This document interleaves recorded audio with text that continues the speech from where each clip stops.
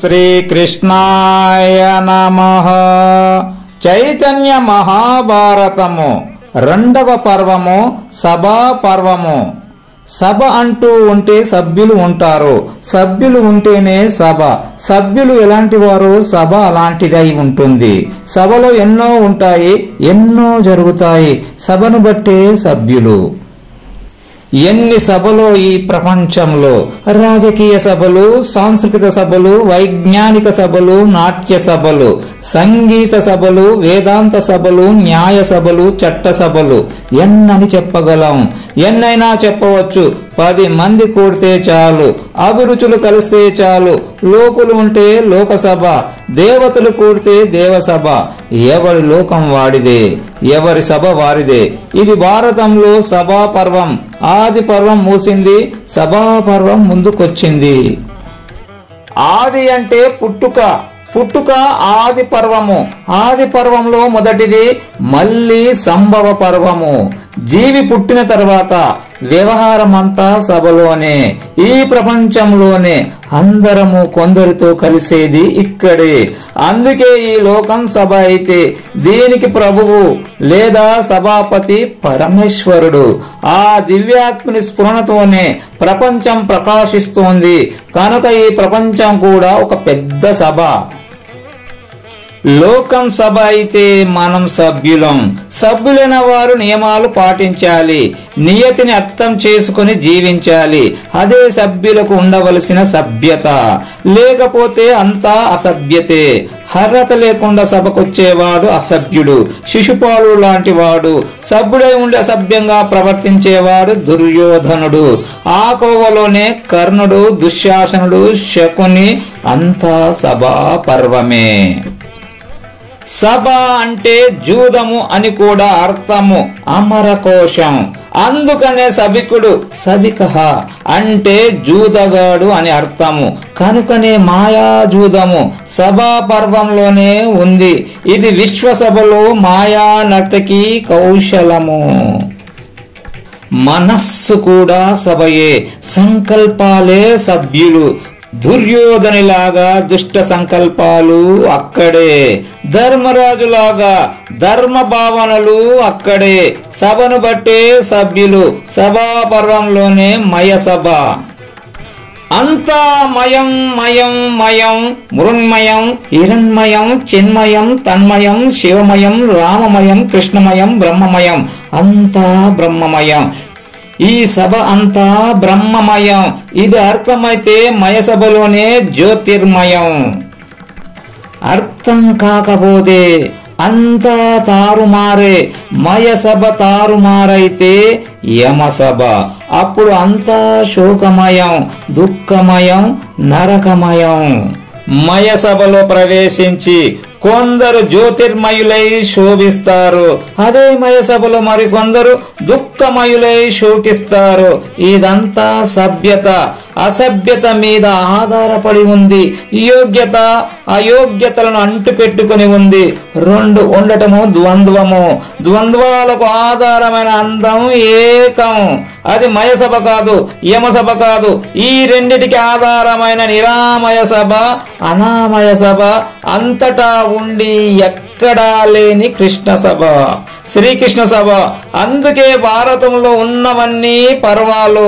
పిపర్తీతి పర్వం, వస్తు రక్షాపూరకమైన దానిని పర్వమంటారు. సభ రక్షకెక్కింది, రక్షింపబడింది ఇక్కడే. ద్రౌపదికి ఇక్కడే రక్ష. ఇది సభా పర్వము. మయ సభ. జనమేజయ మహారాజా కాండవ వన దహనములో సారంగిక పక్షులతో పాటు శరణు కోరిన మయుని కూడా రక్షించాడు అర్జునుడు.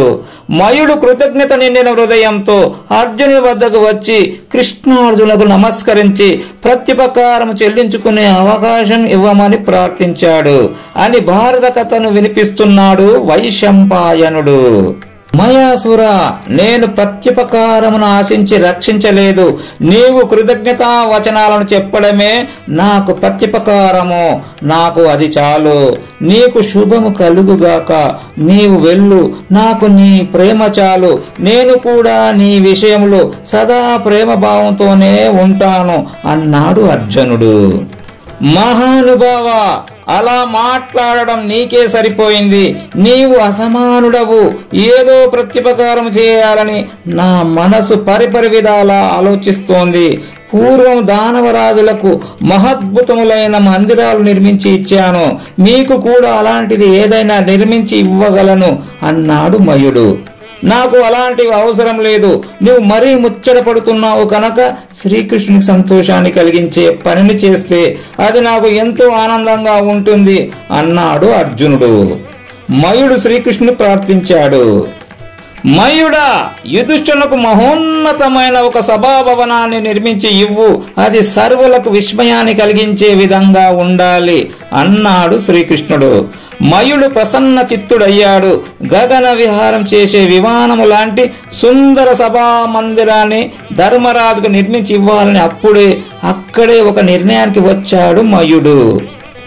అర్జునుడు హృదయంలో అచ్యుతుడే ఉన్నాడు. తాను ప్రత్యుపకారం వాంఛించి చేయలేదు అంటున్నాడు. పైగా ఫలం శ్రీకృష్ణునికే చెందాలి అనే అర్పణ భావంతో ఉన్నాడు. ఇక్కడే భక్తుడిగా కర్మయోగిగా అర్జునుడు జాజ్వల్యమానమయ్యాడు. భక్తిని హృదయాన్ని గ్రహించిన పరమాత్మ తిరిగి ప్రసాద రూపంలో భక్తునికే అందిస్తున్నాడు. మయుడు నిర్మించి ఇవ్వబోయే సభాభవనము పాండవులకే. అర్పణ బుద్ధి గల భక్తుడు అనుగ్రహమును అందించే ఆది దేవుడు ఎక్కడ ఉంటారో అక్కడే సంపద, అక్కడే విజయం, అక్కడే ఐశ్వర్యము, అక్కడే ధర్మము. ఎక్కడ ధర్మము అక్కడే జయము. ఇదే జయగ్రంథమనే మహాభారతం నిర్ణయించి నిరూపించే సత్యపథము. ఒక శుభముహూర్తం చూచి మయుడు సభా మందిర నిర్మాణం ప్రారంభించాడు. అన్ని కాలాలకు అన్ని ఋతువులకు అనుకూలంగా ఉండే సభాభవన నిర్మాణానికి మంగళాచరణం చేసి స్వస్తి వచనాలు పలికి 10,000 గజాల పొడవు 10,000 గజాల వెడల్పు గల సభాభవన నిర్మాణానికి ఉపక్రమించాడు. శ్రీకృష్ణుడు ద్వారకు ప్రయాణమయ్యాడు. ధర్మరాజాదులు కొంత దూరం కలిసి వెళ్లి తిరిగి ఇంద్రప్రస్థం వచ్చారు. పరమాత్మ యందు పరవశించిన పాండవుల మనసులలో శ్రీకృష్ణుడే కదులుతూ ఉన్నాడు. మయుడు అర్జునుని వద్దకు వచ్చాడు. మహాత్మా, సర్వలోక విఖ్యాతిని గడించే రీతిలో ఈ సభాభవనాన్ని నిర్మాణం చేయాలని భావించాను. దానికి అవసరమైన మణిభాండం ఒకటి ఉంది. దానిని నేనే తయారు చేశాను. ప్రస్తుతం బిందుసార నగరాన్ని పాలించే వృషపర్వ మహారాజు వద్ద దానిని ఉంచాను. అక్కడే స్వర్ణాలంకృతమైన గద కూడా ఉంది. నీకు గాంధీం వలె భీమునికి అది ఉపకరిస్తుంది. వరుణుని శంఖం దేవదత్తం కూడా అక్కడే ఉంది. అది నీకు సమర్పిస్తాను. నాకు ఆజ్ఞ ఇవ్వండి. త్వరలో అవన్నీ తీసుకుని వస్తాను అని చెప్పి అర్జునుని అనుమతితో మయుడు ప్రయాణమయ్యాడు. ఆ తర్వాత గదాశంఖములను తెచ్చి భీమార్జునులకు సమర్పించి తాను తెచ్చిన మణిమయ భాండవంలోని ద్రవ్యములను వినియోగిస్తూ భవన నిర్మాణం ప్రారంభించి 14 మాసాలలో మయసభా భవనాన్ని పూర్తి చేశాడు. గగన విహారం చేసే మేఘాలను అడ్డగిస్తూ ఉందా అన్నట్లుంది ఆ భవనం యొక్క ఎత్తు. మణిరత్నాలతో పొదిగిన భవన ప్రాకారములతో శోభిస్తున్న ఆ మందిరంలో ఇంద్రనీలాలను అధిగమించిన మణిమయ పద్మపత్రాలతో ఒక సరోవరాన్ని నిర్మించాడు. అందులో దిగుటకు మణులు పొదిగిన సువర్ణమయ సోపానాలు ఏర్పాటు చేశాడు. ఆ సరోవర తీరంలో వివిధ రంగుల మణులతో శోభించే స్ఫటిక శిలా వేదికలు నిర్మించాడు. ఆశ్చర్యాన్ని కలిగించే ఆ అద్భుత సరోవరం స్థలభ్రాంతిని కూడా కలిగిస్తోంది. స్ఫటిక రత్న మణిమయంగా శోభిస్తూ ఉన్నందున కొన్ని చోట్ల జలము ఉన్నట్లు భ్రమించి సందర్శకులు వస్త్రాలను ఎత్తిపట్టుకుంటున్నారు. మరికొన్ని చోట్ల భూతలమే అనే భ్రాంతికి లోనై నీళ్లలో పడుతున్నారు.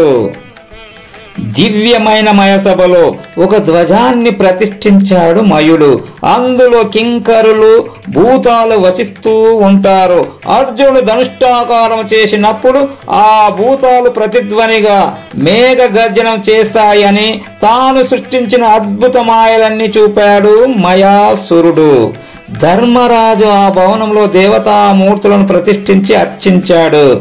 మయుడు అర్జునుని ఆలింగనం చేసుకుని ధర్మరాజు చేత సన్మానమును పొంది వెళ్లిపోయాడు. అద్భుతమై అసమానమై అలరారే మయసభను వివిధ దేశాల ప్రభులు వచ్చి దర్శించారు.